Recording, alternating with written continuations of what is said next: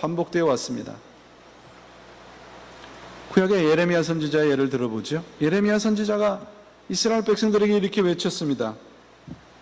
내 백성이 두 가지 악을 행하였나니 하나는 생수의 근원이 되신 하나님을 버린 것이고 또 다른 하나는 스스로 웅덩이를 판 것인데 그 웅덩이는 물을 저축하지 못하는 터진 웅덩이니라. 이스라엘 백성이 죄를 지적하고 있는데 하나는 하나님을 버리고 하나는 스스로 풍요롭고 안락한 웅덩이를 팠다는 겁니다. 그런데 그 웅덩이를 보니까 물이 도저히 모아질 수 없는 터진 웅덩이라는 거예요.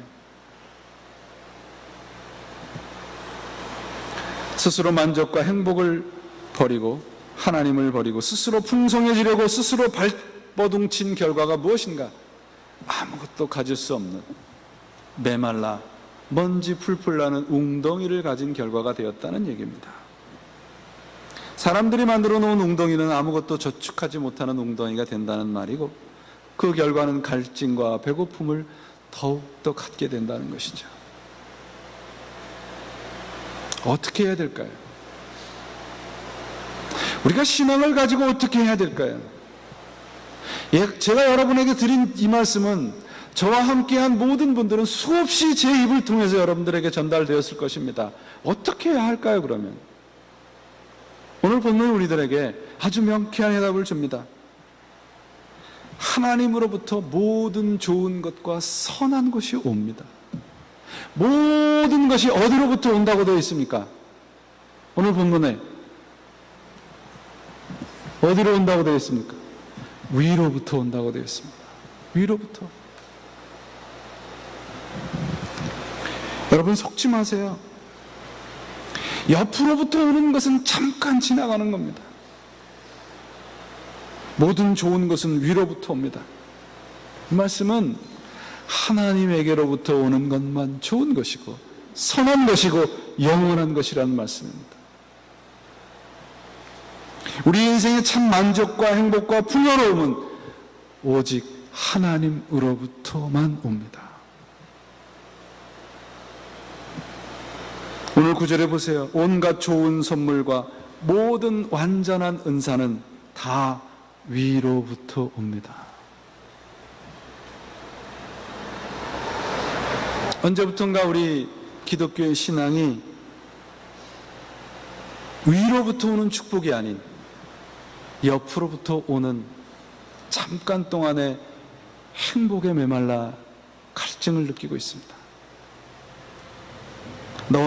넣어도 퍼넣어도 절대 쌓여지지 않은 세상적인 행복을 성경이 가르치는 복이라고 가르칩니다.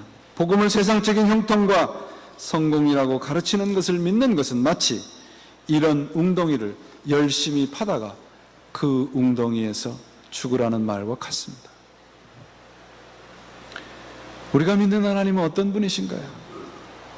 오늘 여러분들 본문을 보세요. 하나님이 어떤 분이신가요?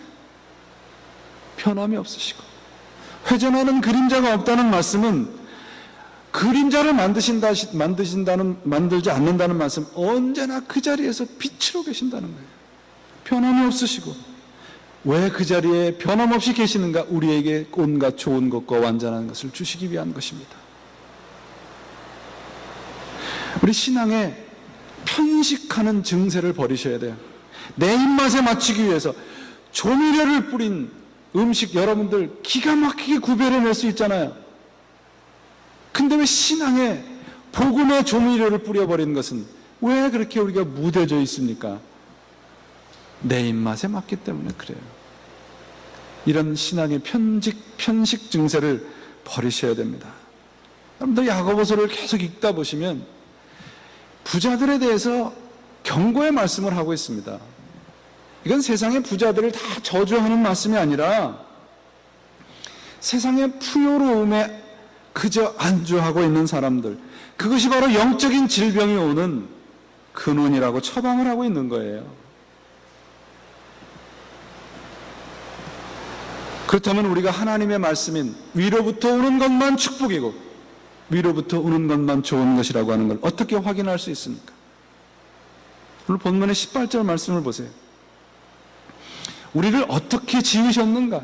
18절 말씀을 보시면 그가 조물 중에 우리로 한 첫 열매가 되게 하여 자기의 뜻을 쫓아 진리의 말씀으로 우리를 낳으셨다고 되어 있습니다. 여기 뜻이라는 단어가 참으로 중요한 단어입니다. 하나님의 뜻이라는 단어는 하나님의 선한 의지입니다.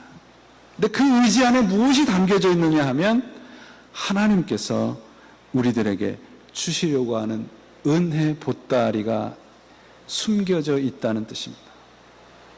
곧 하나님이 우리를 그분의 가장 좋은 은혜의 보따리를 우리들에게 베풀어 주시려고 우리를 이 땅에 태어나게 하셨다는 것입니다. 하나님의 선한 의지 곧 우리에게 모든 좋은 것을 주시려고 우리를 지으셨습니다. 우리가 누구입니까? 그러면 우리가 누구입니까? 우리 복음성가에도 있잖아요. 당신은 뭐 받기 위해서 태어난 사람? 사랑받기 위해서 태어난 사람. 우리는 하나님의 은혜와 하나님의 사랑을 받기 위해 이 땅에 하나님께서 계획하에 태어나게 하신 존재들입니다. 여러분 무엇을 선택하시겠어요? 믿음이 무엇인가요? 조지 뮬러라는 우리의 신앙의 선인이 우리들에게 믿음에 대해서 이렇게 얘기를 하고 있습니다.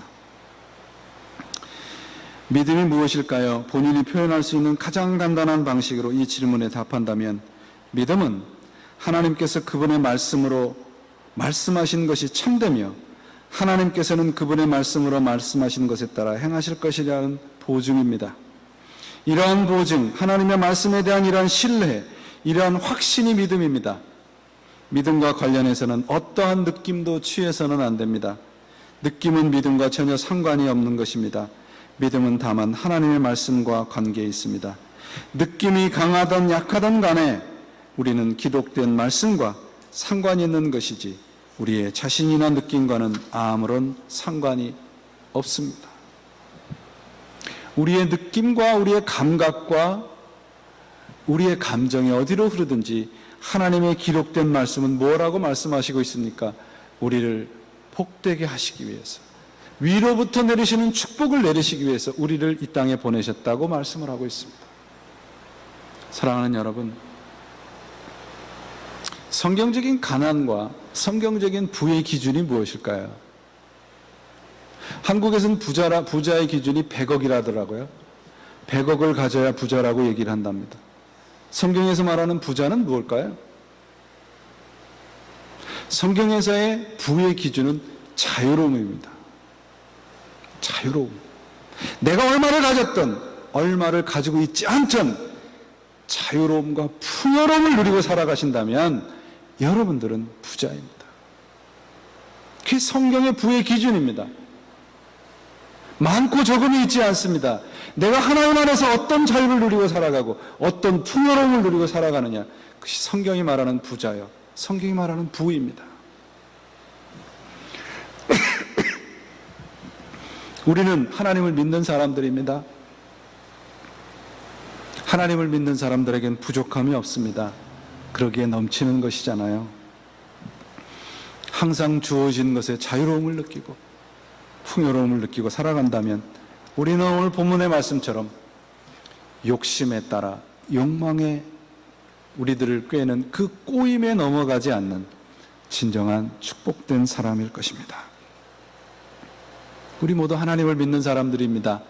이제 더 이상 뭔가 더 부족해서 껄떡거리려고, 더 가지려고 껄떡거리지 마시고 악을 쓰고 아동바동하는 그런 삶에서 자유로워지셔서 하나님께서 위로부터 내리시는 것에 진정한